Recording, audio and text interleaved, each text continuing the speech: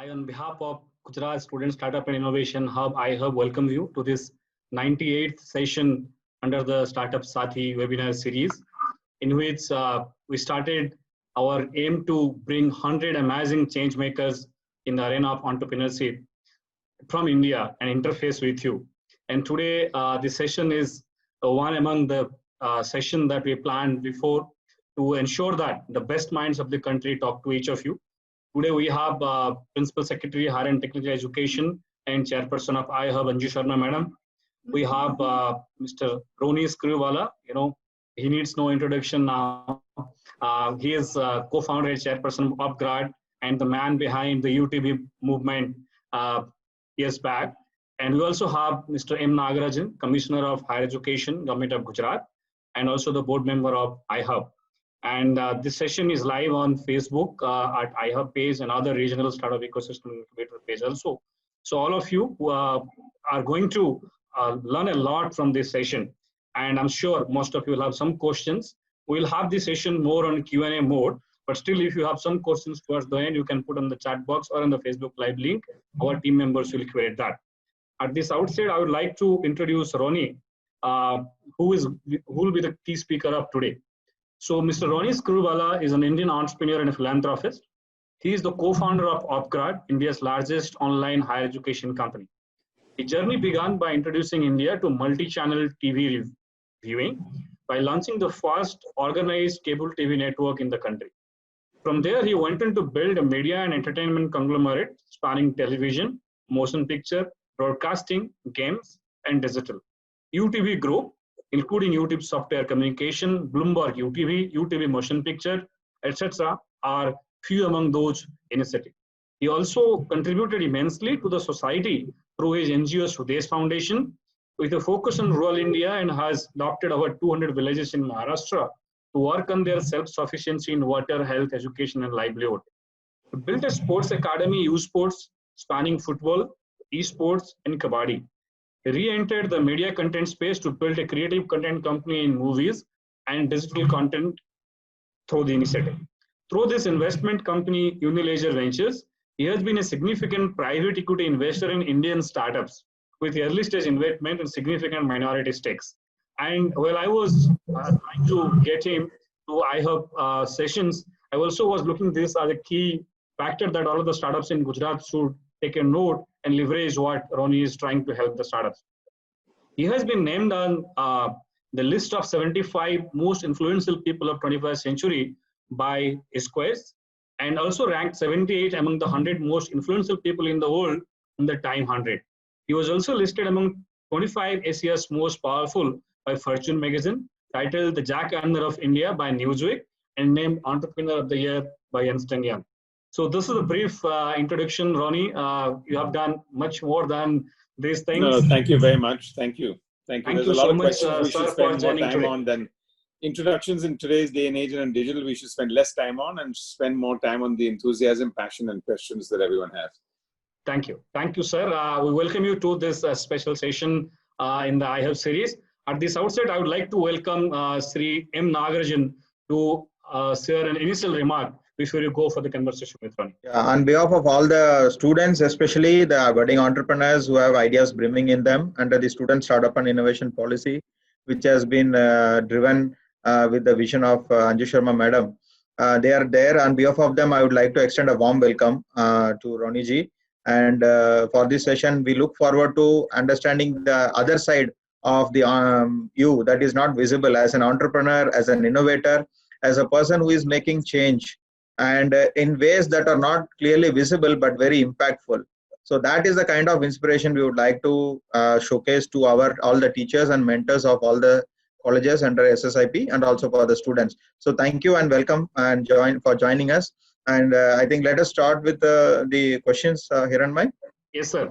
Oh, thanks. So Roni, you have penned a beautiful book called Dream with Your Open Eyes. Dream with your eyes open. Eyes open.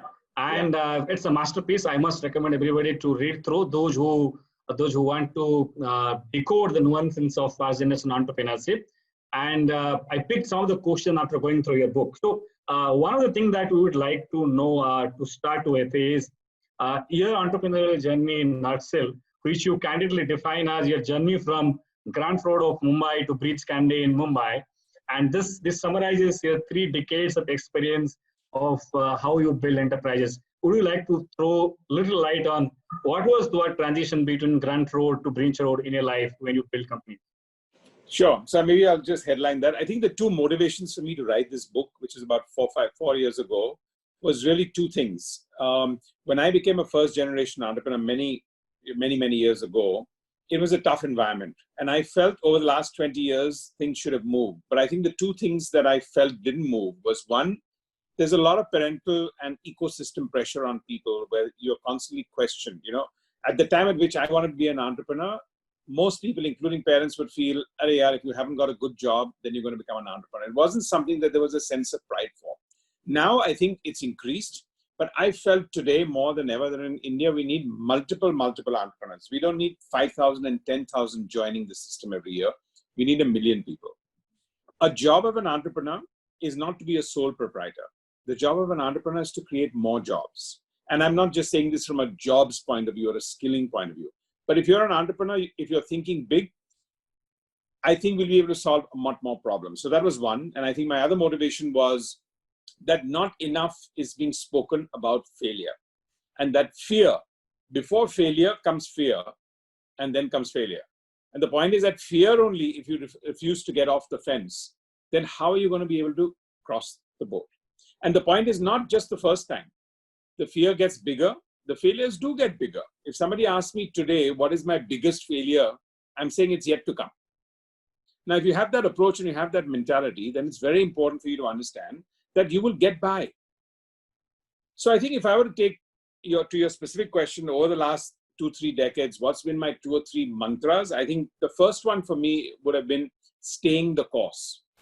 Which is that you don't get into entrepreneurship and start making a deal with yourself. It is more about absolutely staying the course. And I think if I'm here and having this lecture with many of you all, it's because I stayed the course. Otherwise, every failure is a full stop. Every failure is a time to give up. Every failure is the time to put your hands up. So I think the very, very aspect of being there and being very clear and you're staying the course, I think was one of my first and continued learnings. I think the second one, being a first generation entrepreneur, is value for money.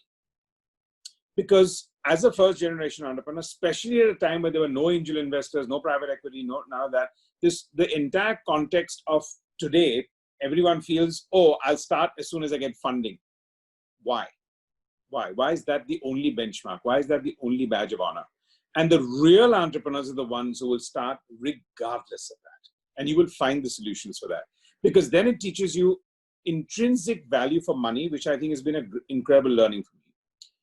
And maybe the third one for me, I think, is building a temperament of zero entitlement.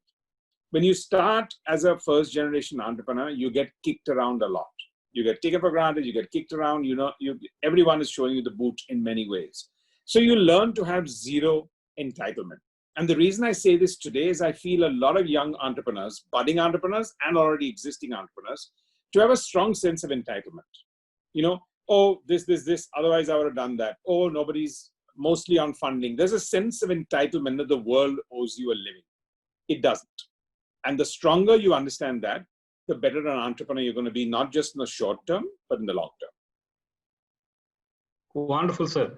One thing that when I was trying to figure out a title of your conversation, and we picked this right subject, that Ronnie, a lifelong learner, right? So what keeps you motivated ever and you keep on learning? I mean, that's a big thing for each of us to learn, particularly for young entrepreneurs. Well, on a very brutal scale, I would say, I don't think we have a choice. So if anyone thinks they have a choice that you can't be a lifelong learner, I think you're fooling yourselves, because you will be definitely out of business, out of company, out of a job, out of something or the other. So firstly, the brutal truth is you don't have a choice. I think the important part of being a lifelong learner is actually what gets you going. Why are you in a job for only 2 years versus 5? It's not really that 10% increment that somebody else is going to give you. If you're moving job to job for a 10% increment, you're going to run out of 10% increments. But the key is, are you learning and are you growing? Are you working in an organization, or are you creating an organization? People are going to come and join you, not because you raised $10 million of funding or 1 crore of funding. They're going to come and join you because they're inspired by leadership. They're inspired by the entrepreneur. They want to work with the entrepreneur. They want to learn and they want to grow as individuals. So I think that is the important part. Wonderful, sir. Sir, one thing which the exact term that I really liked is you have an innate ability to merge creativity with commerce. And from our perspective, we believe these are different world terms altogether. Creativity is something which you do by your passion, and commerce is something which you iteratively get value extracted from stakeholders. So you have an ability to merge both creativity and commerce, and for which actually Newsweek even termed you as Jack Warner of India. How do you do what do you do? So firstly, I would just like to tell everyone here and listening to us is that creativity is not what everyone thinks it to be. Just because I come from a media business in my first innings does not mean that's the definition of creativity. Creativity isn't a job, it's about a product. It's about a service. It's about innovation. It's about creating intellectual property. It can be anything. You need creativity in food delivery. You need creativity in a service. You need creativity if you're creating a 50-bed hospital or a tertiary hospital in rural Gujarat somewhere. You need creativity. Creativity is not a concept of storytelling and fictional storytelling. So at the core, a real entrepreneur must have a streak or must develop a streak of creativity, because you at the head of a company are going to be dependent on having ideas before anybody else does.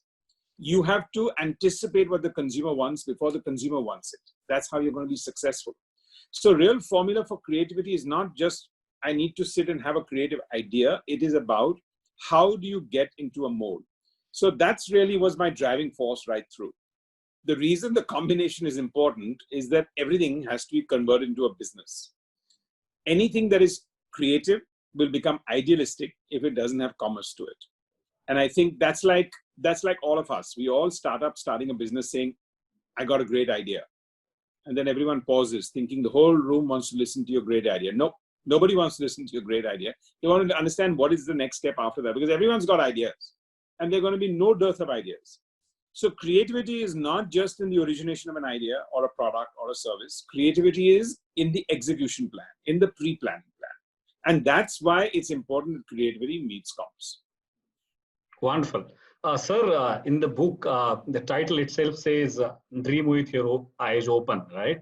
So what exactly you wanted to communicate to the young entrepreneurs? What exactly is, dreaming with open eyes? I think I wanted to communicate that always have your feet on the ground, but it was a very boring title to say, dream with your feet on the ground, but it actually means the same thing. It means that dream because you have to. You're the leader, you're the entrepreneur, you have to dream. And dream is not when you're asleep. Dream is when you're awake. How many dreams do we remember from the ones that were asleep? Even my homeopath keeps asking me every time, so what, did you have any dream last night before you prescribed my medicine? I'm saying, that's a very different one. So I think the question of dream with your eyes open means dream, but put it into reality. That's the context. Wonderful. So to take it to a next stage of that conversation, having one dream, try to implementing is one case. Being a habitual dreamer is a second case. How do we really make a habit of dreaming? Dreaming, keep on dreaming big, and you have done it. No, I think it doesn't work that way. I think it works that as you grow, you decide what your core competence is, and then you decide where the core competence wants to go. So when I started cable TV, then a media company, and now in education or in the rural sector and the social sector, I think I bring around the DNA of what got me going. And I think that is necessarily the route, then evaluating which goes where. That's the journey. Wonderful. Sir, in your early ventures like UTV, your hobby translated into a successful business. What's your advice to young startup to interlink passion and profession? How one should leverage both emotional drive and rational choices to become a successful entrepreneur? As an entrepreneur, you're going to spend very long days for a very long period. You have to be enjoying what you're doing, or you need to have a high sense of pride in what you're doing. So that was a hobby for me, is because at that stage, I was first very clear I wanted to be an entrepreneur. And then I decided what I wanted to do. At the time, I was convinced I wanted to be an entrepreneur. I wasn't sure what I wanted to do. And therefore, I think my hobbies became a bit of a profession. But I think at the core, we have to think of it from that point of view. That's the origination of it. Wonderful. I think Nagarjan sir has also listed certain questions. Nagarjan sir, over to you. Yeah, I am also curious because we have got a chance to meet a person, especially I am in higher education, so I would like to explore his ideas on what made him to shift to higher education. So my question to you, sir, is you co-founded Upgrad in 2015. So what made you shift from media to edtech sector? What were some of the core motivations? So, I mean, my personal motivation after I exited media and entertainment by selling the company that I founded was that I'm a doer. So I didn't want to just be an investor. I wanted to go ground up, learn all over again and create something. That was my driving force. So I spent the better part of a year researching, meeting people. And one of them where I felt in my second innings I wanted to do was high impact. I think even in media, the stories you tell create impact on people's minds. So to me, I think my second innings was very much about creating an impact. So I think I entered the education sector because I believe that my first learning gave me a couple of core strengths. One, to understand how to build a brand. Two, a deep sense of building a B2C company. Three, I would say, is my obsession to scale. And fourth was understanding the consumer. If you can understand your consumer on an ongoing basis, then you're curious. So the lifelong learning reference to me is constantly understand who your consumer is. So I thought, wow, if I can bring these four strengths into the education sector, I could be one of the people that can help disrupt it in some form or the other. And fifth, actually, when we talk about creativity and storytelling, even learning is storytelling in a way. It is storytelling. At the core of it, if you want to really engage with people, some of the best professors and everyone you remember from your school or college are actually people who have that teaching technique and are great storytellers. So at the core, I think that's also what I bring to the table amongst these five things. And that's what got me into the education sector. Excellent. So I think from my personal observation also, Upgrad came up at the right time where higher education was waiting for disruption, and it was looking for a new way of looking at higher education, especially where people will move out of the formal education system, but there is a vacuum to be filled before they get into a credible place in the industry. And going by the impact that you are creating, because I have also interacted with a few of the students of Upgrad, and they have expressed a lot of satisfaction and a high level of commitment it actually requires to get something out of the course that you have designed. I think it's wonderfully designed. So in your early ventures, you prefer to bootstrap rather than banking on investors' money. And even at Upgrad, you have consciously stayed away from investors, especially in an era where investment has become a measure of success.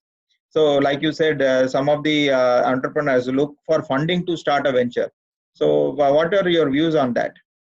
So 2-3 things. One is just, I think getting an investment should not be the badge of honor and for success. I would caution everyone on that. It's too transitionary. It's important to get it, but if you treat that as the end game, it's a huge problem. It is actually more onerous. For me, raising funds sits in the liability of the balance sheet, not on the asset side of the balance sheet, because it's not your money anymore. You're a custodian for somebody else's money. Your reputation over the next 20, 30 years is going to be built on how you use that money and how you created value. Only then can you grow, otherwise as an individual. So it is a very onerous task. As far as education and Upgrad was concerned, to me, we were entering a sector where we were very clear, it's deep learning. We're asking a learner to pay a substantial amount of money upfront. And then the poor chap has to work hard for 11 months, carry on with the job and do it.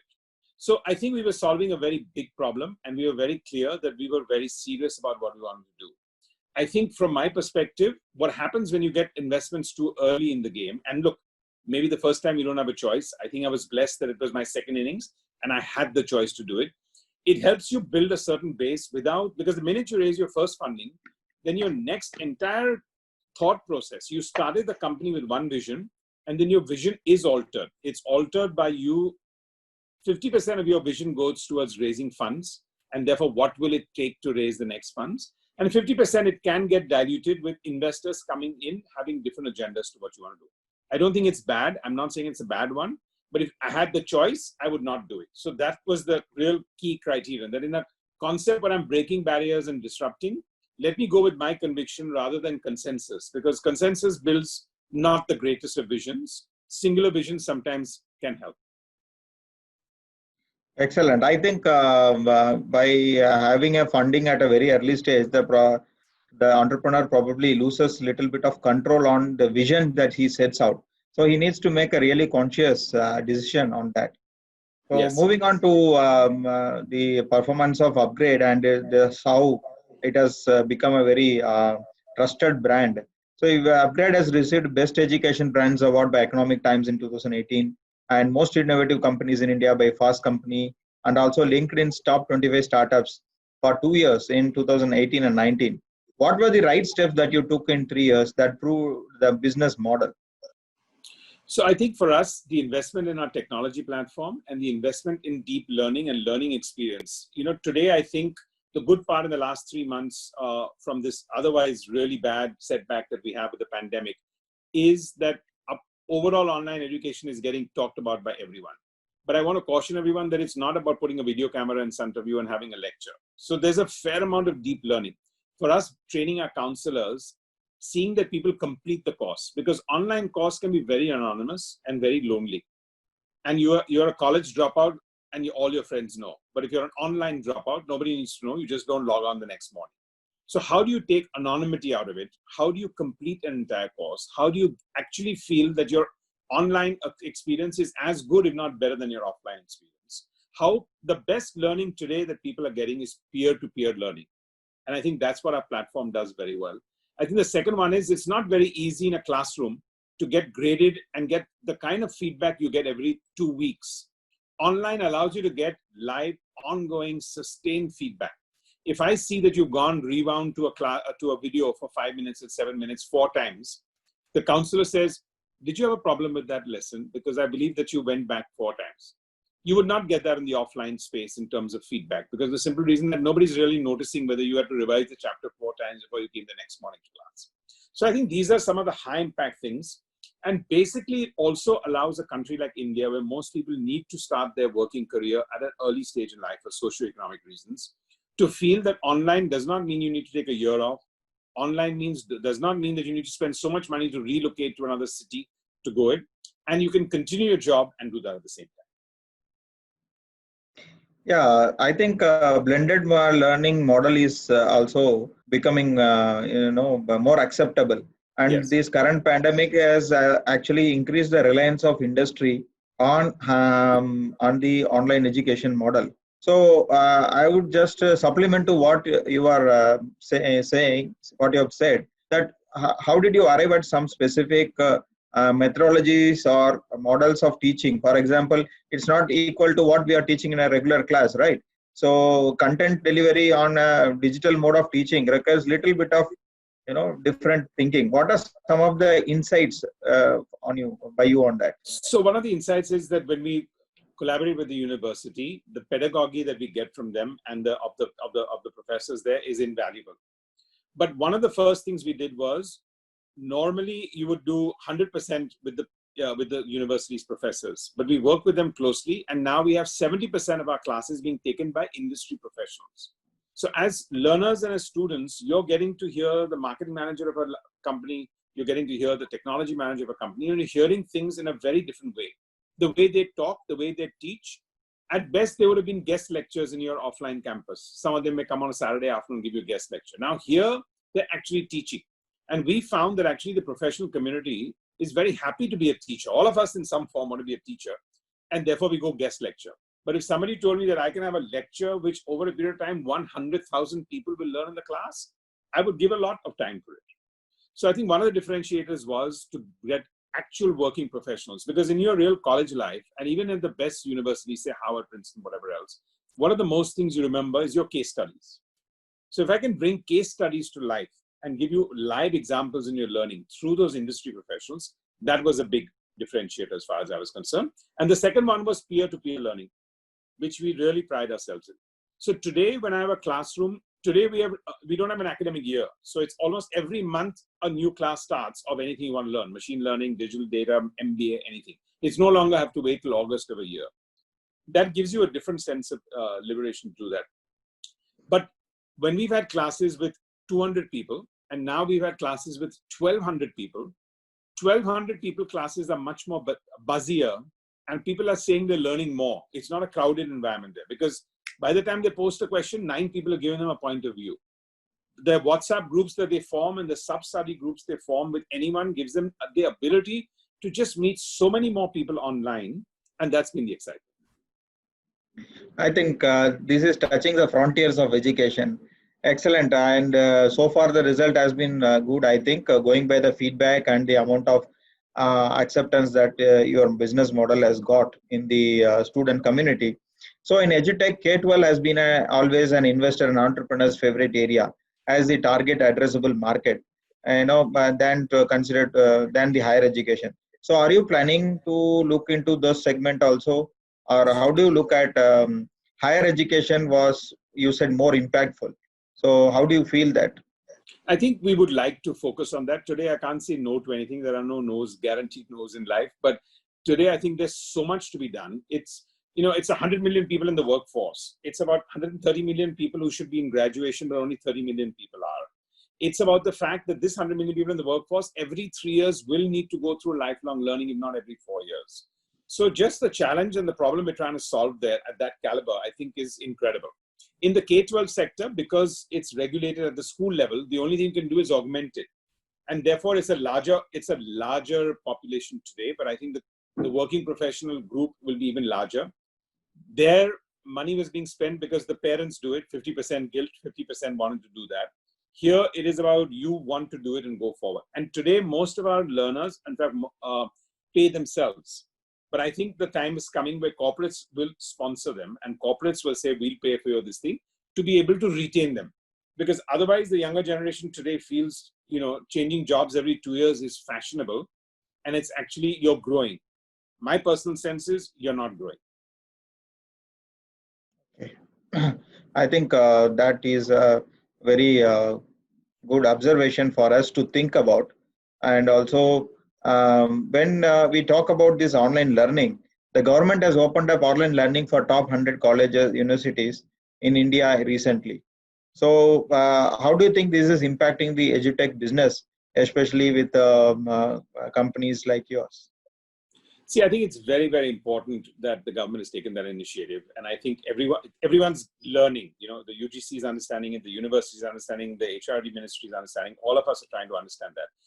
I think the beauty of this is I'll give you 2 examples and anecdotes. If there's a young girl in a small town, but actually has aspirations to learn from Mumbai University or Delhi University or Jamia or anywhere else, she can do it now online. Otherwise, between a parent's consent to go and move city would never have happened. So you're almost democratizing the concepts of undergraduate and graduation in so many ways, where people had better aspirations and now they can fulfill those aspirations. The second, I believe, is there are a lot of people who got into the workforce without even having a graduate degree. And now this gives them an option to do that for 2 years and 3 years without taking their time off in their job. And in the future, it will be concurrent and not consecutive, because education was an event where you finish school and then you had to spend 3-4 years here. No, you can spend 3-4 years now being an entrepreneur, starting your own business, working with a startup, working with somebody, getting incredible amount of working experience and doing your graduation. And I think that's the future. I think the younger generation is very ambitious enough to want to do that. Wonderful, wonderful. That's a beautiful hypothesis. Sir, aapne, right from UTB days, I mean, you produced, co-produced, supported many beautiful things in cinema and motion picture and anything else, and now doing successful entrepreneurship. कहीं ना कहीं ups and downs भी आए होंगे, and कुछ ना कुछ learning भी होगा इस पूरी कहानी में. तो हमारे startups आपकी mistakes से या failure से क्या सीख सकते हैं? Actually, you only learn from your failures. I have not heard anyone who's learned from their successes. All you get is a little bit of ego, sometimes arrogance when you succeed. Your only learning is from your failures. Very rarely is your learning from your success. Success is an output of multiple failures that you've gone past, and therefore you're doing that. But otherwise, you learn from your failures. And I think there have been incredible amount of ones. And as I said, sticking it out is really been the one. I think, as you know, there are, at least in the first 5 years of the company, I would say there are at least 3 times when we were totally bankrupt. I mean, bankrupt means we could have shut down in every sense of the word. And it's not just about losing money. It could be losing work, losing so many other situations there. But I think at that stage, if you can solve each problem and move ahead, you've talked about our motion pictures division. Our first 5 movies that we created were complete and absolute disasters. But I could have easily walked out there saying, I'm an outsider. I'm an outsider in this business. What do I know about it? Everyone told me this is about insiders being in this business, and stayed out. But I wanted to build a B2C brand. I wanted to build a brand. And to build a brand, I wanted to be in the small screen, the TV screen, and the big screen.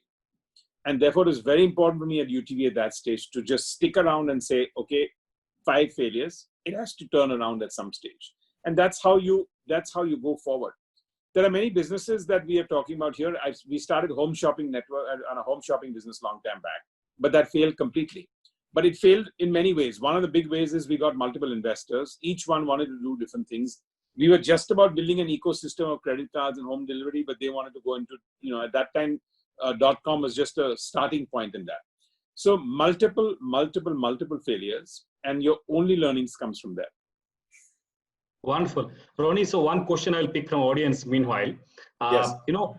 How do you build a world-class team? I mean, this applies to everybody. This applies to me, you, anybody else, and in happy days, team retains, but in tough days, how do you really, I mean, is it some transactions value that retain them, or is it, as you mentioned rightly in the beginning, it's a value system, the vision of the leaders?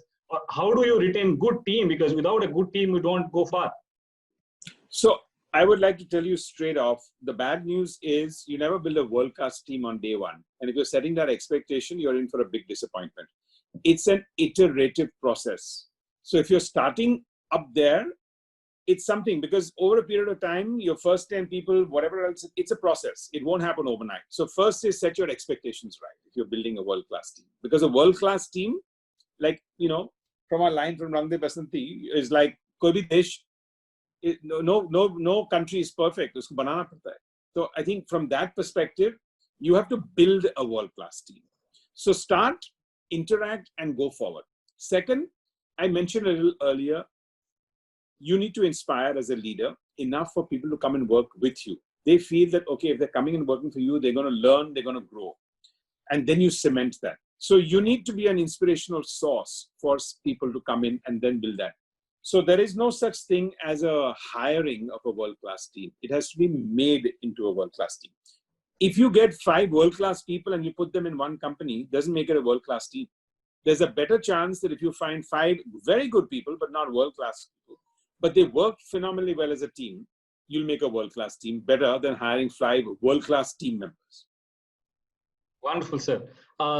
Sir, again, I will take a question from public. So somebody saying you are a perfect example of early mover. So may it be your movie enterprises, may it be education, and recently you are entering into sports, right? So how do you get a sense of what is going to come forward, or what is the problem to be solved in next days to come? So is that a habit that you have developed in the process of building companies, or is it something sixth sense that you get from somewhere else? So I think part of it is also your drive of what you think you can make a difference on is very, very important. So I think for me, self-conviction is a very important aspect for becoming an entrepreneur, because that reservoir has to be full all the time. Many other reservoirs you'll leak out. Every day you get to work, you're working in an entrepreneur office. You start with positive energy in the morning. You might go for a 1-hour run. You may do 1 hour of yoga. You have all the positive energy. You get to work, and then everyone is sucking energy from you. So you have to have that incredible sense of self-conviction that, no, I know what I want to do. I know I'm going to stick with it, whatever else. So self-conviction is going to be very, very important. I think the second one is that as you grow, you'll pick up from experience, and your experience tells you, these are my strengths. This is what I bring to the table, and then I'll push it.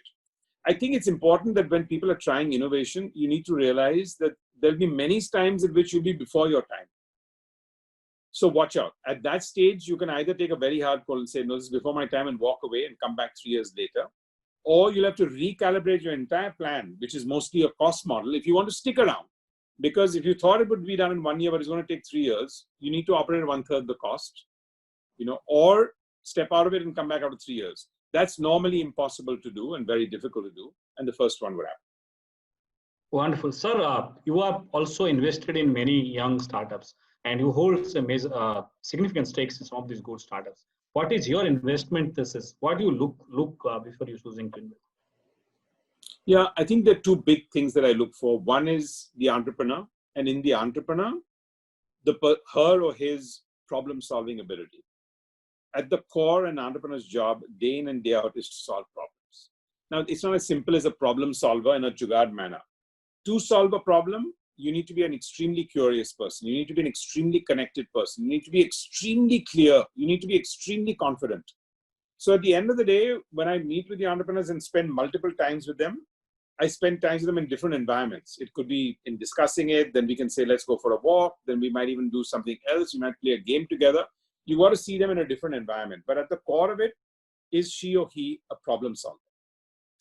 And the second would be, how large is the market to the problem you're trying to solve? Because that's an important one. Because in a bad year, if the market is big and it's growing, even if you're having a bad year, you won't fall off the cliff. But if it's such a niche market that anything contracts, you're out of business, that's a big risk.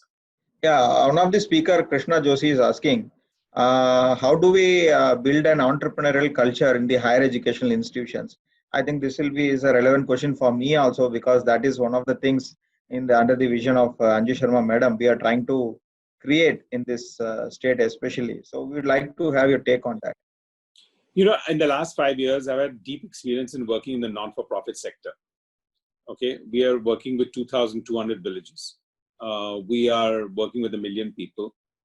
One of the first mistakes I made, and you can call it a failure, you can call it a mistake, is the first 2 years, we set targets. That's what you do as an entrepreneur all your life, right? And the first learning for me is, if the community hasn't set the target, in a non-for-profit space, the community has to set the target. Because if you set the target and if they don't go with it, it's going to be such a big mismatch that they will take you for granted. They will think you're the government, come there, fund. If you want to build a toilet, come. And there's no involvement. The reason I'm giving this slightly long argument is, the people who have entered the education sector have really come in there with a huge passion to make an impact. Now, somehow, everyone's gone a little bit in the, now this is how it works approach.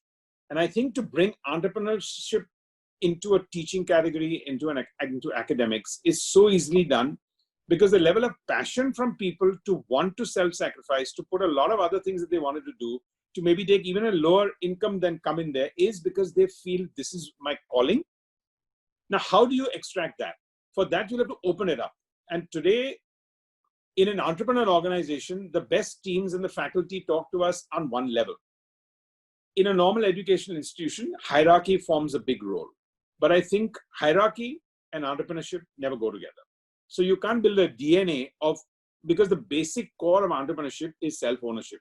I need to feel, I know it's not my company, I may own 0.001% of it because somebody gave me ESOP, but I feel it's my money. Similarly, I would say the asset you have on your thing is the commitment of the faculties and whatever, that they've come to make a difference. I think we can convert that into a lot more sense of involvement of people, saying for too long now, we've worked with maybe a mediocre approach or a bureaucratic approach or a hierarchical approach, and none of them are negative. I'm just saying it in a very real sense. When you get that sense of ownership, magic can happen. Yeah, I think I also get that feel, when we are trying to do these webinars. The purpose of bringing you here is to motivate those people, the principals, the assistant professors who are involved with this startup ecosystem. We are reaching almost 1,500 educational institutions with 2 million students. And every year, 300 to 500 students are going to pass through a teacher's hands. In his career of, say, 25 to 30 years, he is going to touch a few thousand lives. And if he is able to transform little bit of every mind, that is going to make a considerable impact Absolutely. on the society. So I Absolutely. And think just I'd like to add there, Mr. Nagaraju, that we work with 1,200 schools and about 800 Anganwadis in our rural. The principals that we deal with who feel this is my school and my students, they make incredible amount of change. I may give them a library, I may give them a science lab, I may give them a maths, and I'll give them computers, I'll teach them English, I'll allow career counseling. But you take a school where there isn't that sense of ownership versus the principal and teachers who have that sense of ownership, and you'll see the what I would call the M&E study or the measurement and impact study, 3x difference because of the teacher and the principal.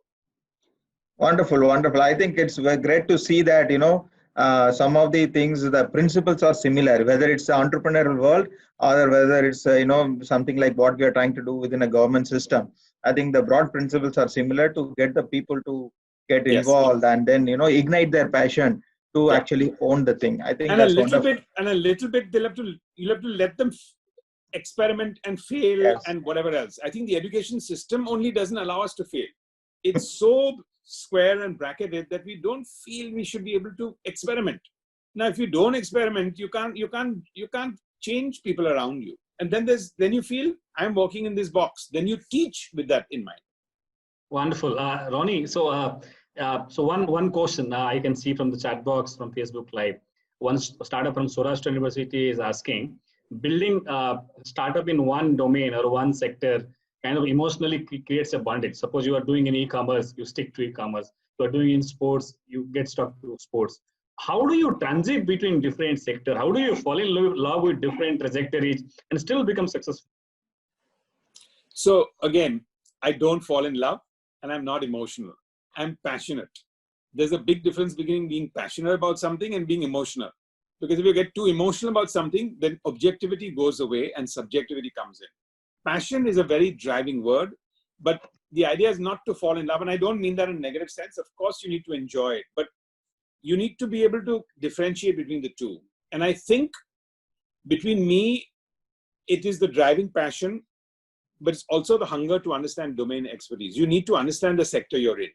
You can't be in the education sector or in the sports sector without understanding at the core what the situations are. Sports is not one of those things, again, that says, yeah, we all know and it's casual.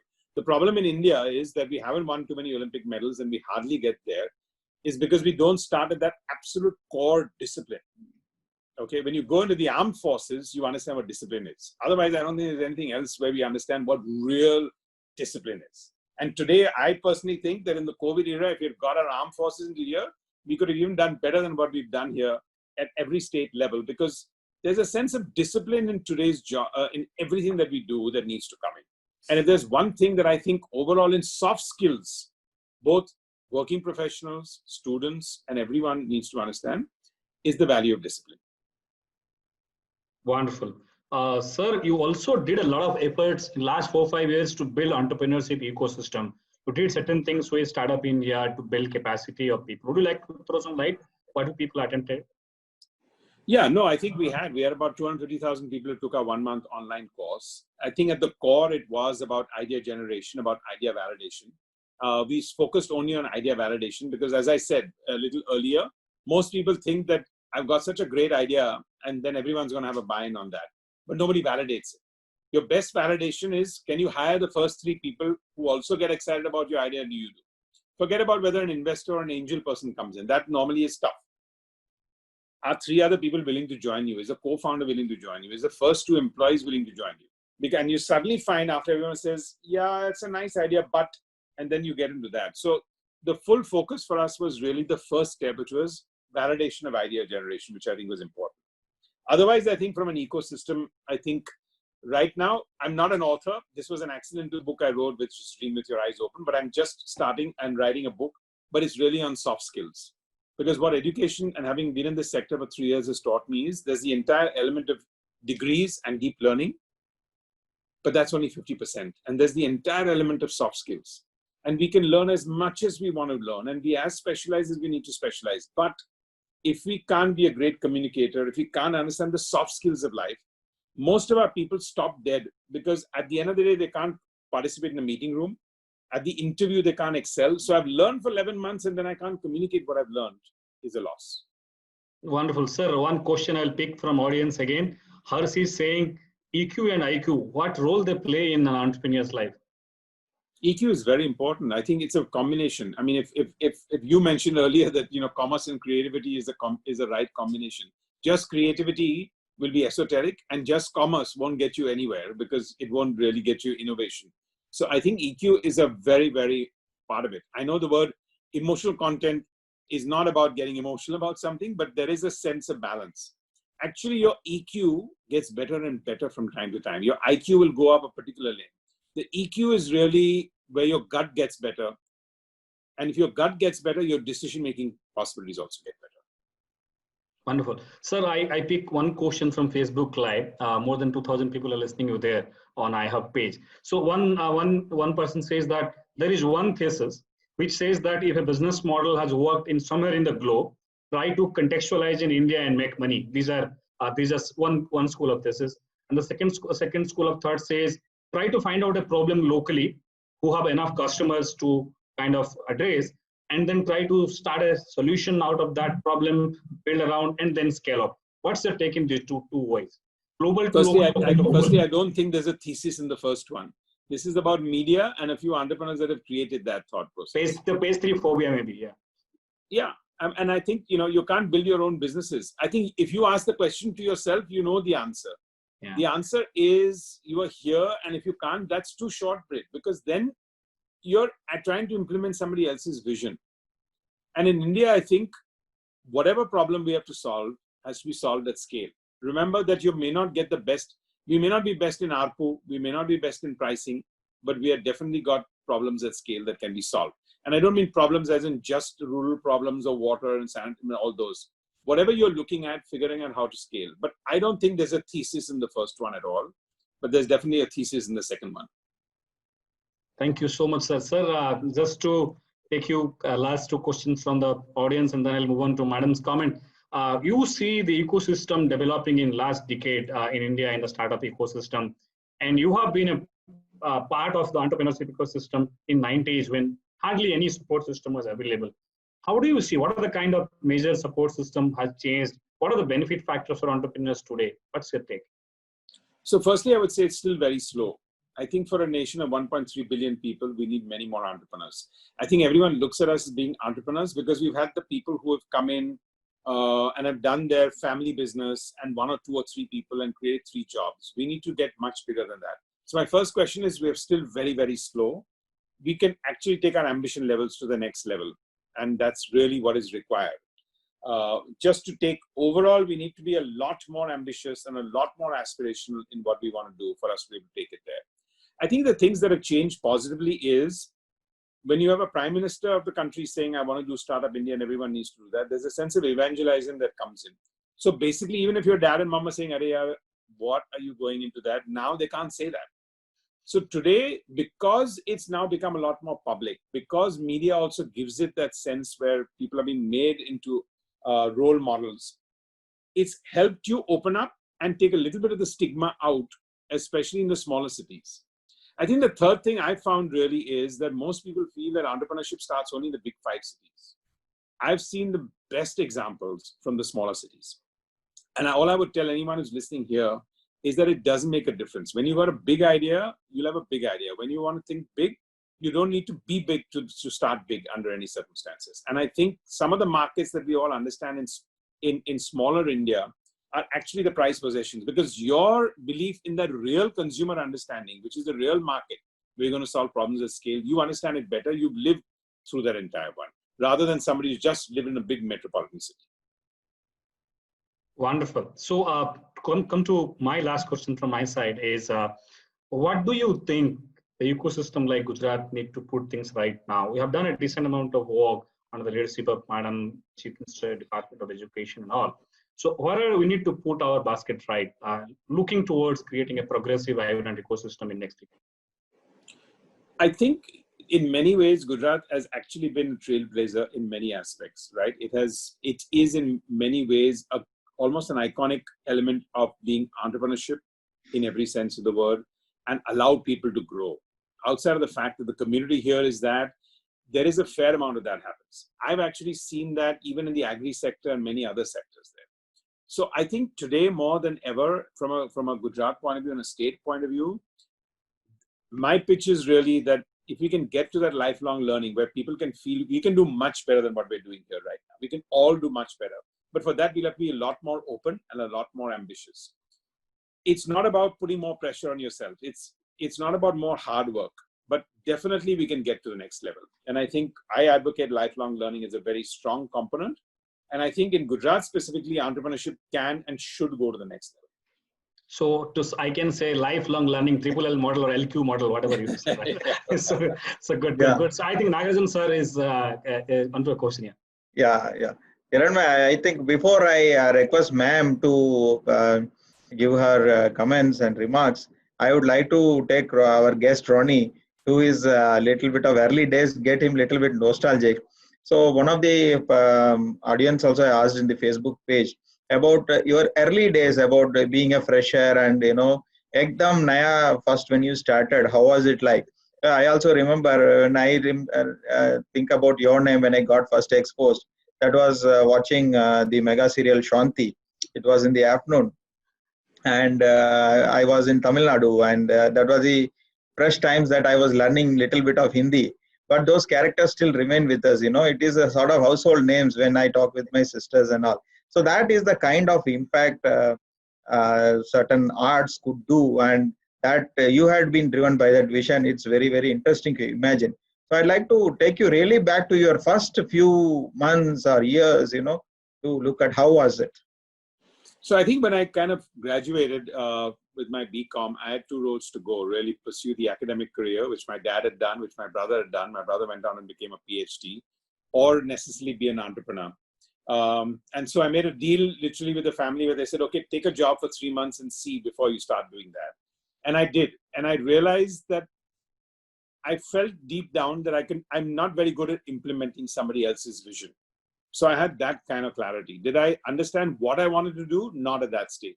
So to go back to your parents and say, look, I don't want to necessarily be here, but I want to start something my own. They said, okay. And what is that? And then you say, I don't know.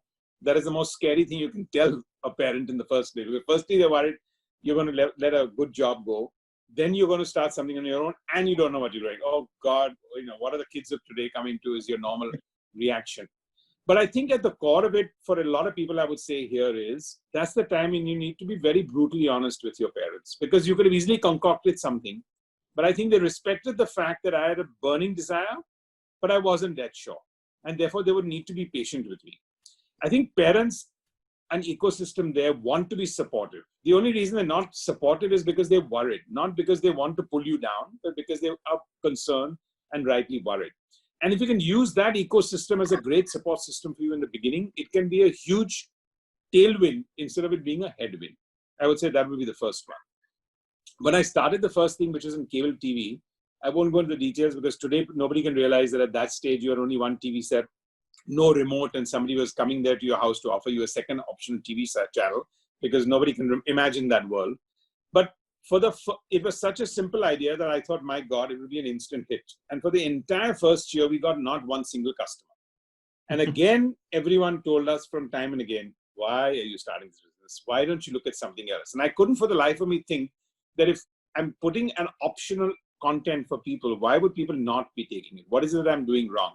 And one of the early examples, then I started going to each door to door. And, the number of doors that got banged on me during that 1 year have actually taught me that from today I can take any insult, any arrogant comment from anyone, because that stayed in my mind at that particular point in time, that your consumer from a different point of view, if you don't understand it, you're not going to be able to go there. So I think it is rough and tough. There are no easy ways. And, many people have said, but you're starting all over again today. Why would you not? And I'm just saying there's a fun to it. There's an excitement to it. It needs to turn you on because you think you can make a difference. I think, getting, comfortable with rejection is one of the qualities that an entrepreneur should master. Yes. Yeah. And now I think it's time to invite Anju Sharma madam for her comments. She is an entrepreneur in government system, which I sometimes call as Gowpreneur. who work within the system but have entrepreneurial thinking. I think we are so glad that she is our leader, and we could do real groundbreaking work because she gave us the tools. And with this remark, I would request Madam to share her views on today's. Thank you. Thank you, Nagarajan, for giving me this opportunity. And thank you, Ronnie, for your highly inspiring replies and taking all of us through your journey. And it was really some of the things some of the things I've also really experienced, that authority and entrepreneurship don't go together. And this is what we somehow lack in the government, that the authority is so much, the impact of authority and the influence of authority is so much that, sorry, no, you didn't say authority, you said hierarchy. So the hierarchy is so much that the entrepreneurship gets lost, the creativity gets lost. So in fact, in iHub, that's a basic thing that we are trying to do. And you would not imagine that in iHub, we don't have any hierarchy. So the hierarchy exists only on paper. We sit together, we dine together, we are a team, and we fight on issues and we think together on issues. There is a lot of room for dissent. There is a lot of room for disagreement. There is nothing like if somebody has said this and it has to be followed by everybody. So, and that has really worked in iHub because iHub itself is a startup. Correct. And it's a model in entrepreneurship because the way iHub has grown in the last 1.5 years, especially in the last 6 months under the leadership of Hiranmay and of course Nagarajan, it has really impacted the entire ecosystem. Another thing that you very rightly pointed out is about failures. So yes, failures deject us and failures pull us back. But then without failures, you don't learn. And without failures, if you don't fail, you don't understand what is the importance of success and what you are missing in yourself. In fact, personally speaking, this is one thing that I've learned in life. And I failed very late in life, in fact, technically, of course, somehow one or two exams other than that. But technically, a major failure came very late in life. And that really taught me the importance of learning from failures and importance of failing very early in life, because that's where you know how to walk cautiously, how to value your success, how to not to make certain mistakes, how to value people. Correct. Ultimately, it's the people whom you have to value, and entire subject of entrepreneurship is about people, because it's the people you're dealing with, it's the people who are your clients, the people you're working with. Everything is people, people, and people. And if you are able to understand them well, if you're able to understand their needs and requirements well, and if you're able to maneuver yourself and your entrepreneurship enterprise, your enterprise within that, then you succeed, otherwise you fail. So your journey has been very impressive, very amazing. In iHub, we are incubating a lot of ideas, but it's not just an incubator. It's a hub for the entire ecosystem of Gujarat and entire startup ecosystem of Gujarat. We have taken up a massive drive in the last 3-4 years to promote entrepreneurship and startups in the state and also innovation. And we've been able to file around 680 patents in a short period of something like just about 2.5 years. And also the more than 500 startups have come up, and the incubators in various universities and academic institutions, including iHub, they are incubating a lot of startup projects. And the interesting thing is that we work with students who are very young and budding entrepreneurs who are still in their learning phase, and we try to handhold them. We try to inspire them through webinars like this, and it is a 98th webinar today. We'll be completing 100 next week, and we look forward to working with you, and we of course wish you all the success in your further entrepreneurial ventures. If you could associate yourself as a mentor with our startup with iHub. It'll be a great pleasure to have that. And I'm sure some of the startups may be willing to engage with you. And we look forward to doing that. Thank you so much for being with us. Thank you.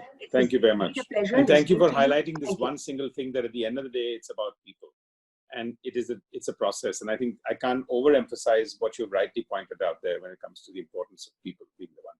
Thank you. Thank you very much. I hope this was useful.